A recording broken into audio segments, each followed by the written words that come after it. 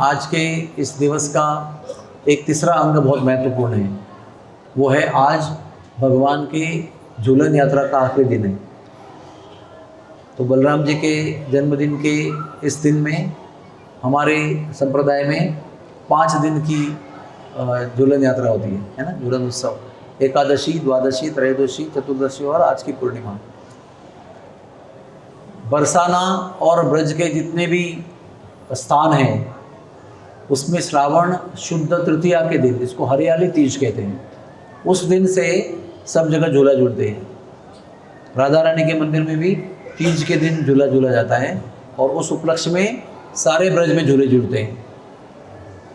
केवल नंदगांव एक ऐसा स्थान है जो व्यास पूर्णिमा, गुरु पूर्णिमा, आषाढ़ पूर्णिमा का दिन से 1 महीना 30 दिन बलराम जी, कृष्ण बलराम जो है वो नंदगांव में झूलते हैं, मैक्सिमम 30 डेज। लेकिन ये सारे झूलन यात्रा का नंदगांव के, पूरे ब्रज के और हमारे गौड़ी संप्रदाय के जितने मंदिर हैं उसकी आज परिणति है, आज लास्ट डे है।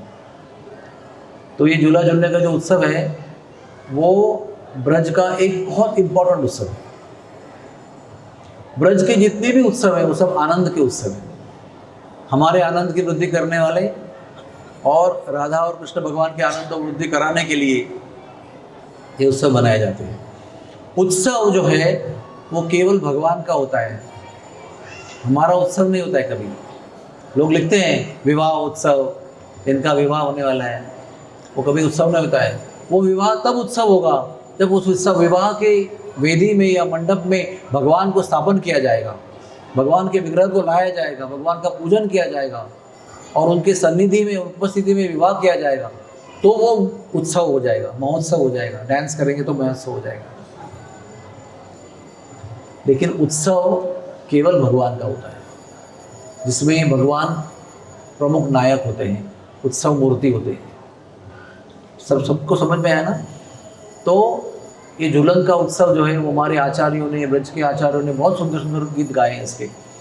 हमारे आचार्य जो हैं कवि कर्णापुर, तो कवि कर्णापुर जी अपने आनंद वृंदावन चंपू के आखिरी अध्याय में ये झूलन यात्रा का विस्तार काव्य रूप वर्णन करते हैं। तो समय बहुत कम है, लेकिन ये झूलन यात्रा के उपलक्ष्य में ब्रज में बहुत सारी लीलाएं हैं। भगवान राधा के साथ झूलते हैं, भगवान को अकेले राधा रानी झुलाती है, कृष्ण राधा रानी को झुलाते हैं बिठाकर, राधा और कृष्ण को बिठाकर गोपियाँ झुलाती हैं, कभी गोपियों को बिठाकर राधा कृष्ण उनको झुलाते हैं, कभी राधा रानी लेट होते हैं तो कृष्ण भगवान ललिता को बैठकर झूलते हैं नारद मुनि के कहने से। फिर नारद मुनि जाकर वहाँ चुगली करते हैं, फिर ललिता जी को देखकर राधा रानी मान करती है और जाके चले जाती है। फिर राधा रानी स्वयं अपने हाथ से ललिता जी का विवाह कृष्ण से करती है भाद्रपद शुक्ला त्रयोदशी के दिन। और विवाह करने के बाद ललिता को राधा रानी श्याम सुंदर के साथ झूला में बिठाकर सखी गिरी जो पर्वत है ऊंचा गांव में, वहाँ झूलाती है। और आपने इस्कॉन में चित्रपट देखा होगा ना, एक झूले पर बहुत सारे सखागण और कृष्ण बलराम दोनों ऐसे झूल रहे हैं, ऐसे आकाश में एकदम। तो सारे सखा भी कृष्ण के साथ, बलराम जी के साथ झूला झूलते हैं। ऐसी ऐसी लीलाएं हैं कि एक वन में हजारों झूले लगे हुए हैं, हर एक झूले में एक एक गोपी है, बीच में राधा कृष्ण का झूला है। फिर वो साइड से भी झूलते हैं, आगे भी झूलते हैं, गोल गोल भी झूलते हैं और 360 डिग्री भी झूलते हैं। बड़ी विचित्र लीला है। ऐसा आगे करते हैं कृष्ण, आगे करते हैं, आगे एकदम अचानक गोल घूमते हैं तो राधा रानी डर जाती है, कृष्ण को आलिंगन देती है। तो राधा रानी को ये करने के लिए, प्रवृत्त करने के लिए कृष्ण भगवान जो है वो विविध लीला रचाते हैं। कभी कभी ऐसे ही झूलते हैं राधा कृष्ण, ऐसे देखो, या तो ऐसे झूलते हैं एक ही दिशा में, या तो ऐसे झूलते हैं, है ना। जब ऐसे झूलते हैं तो कभी कभी उनके गले की मालाएं एक दूसरे में जब पास में तो अटक जाते हैं, जब दूर चले जाते तो टूट जाते हैं। तो जब मोती फूल जब नीचे गिरते हैं तो टूट गई मोतियन की माला झर झर झर रहे, जब सब झड़ते हैं मोती तो सब सखियाँ उसको बिलने के लिए भाग जाती हैं। प्रसाद भगवान की मालाओं।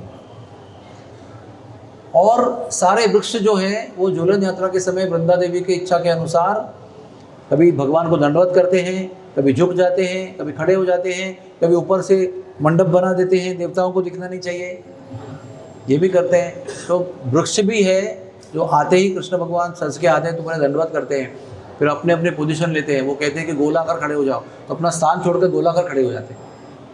बोले गोल गोल गोल बहुत सारे गोल बनाओ, तो वैसे खड़े हो जाते हैं अपना स्थान छोड़कर।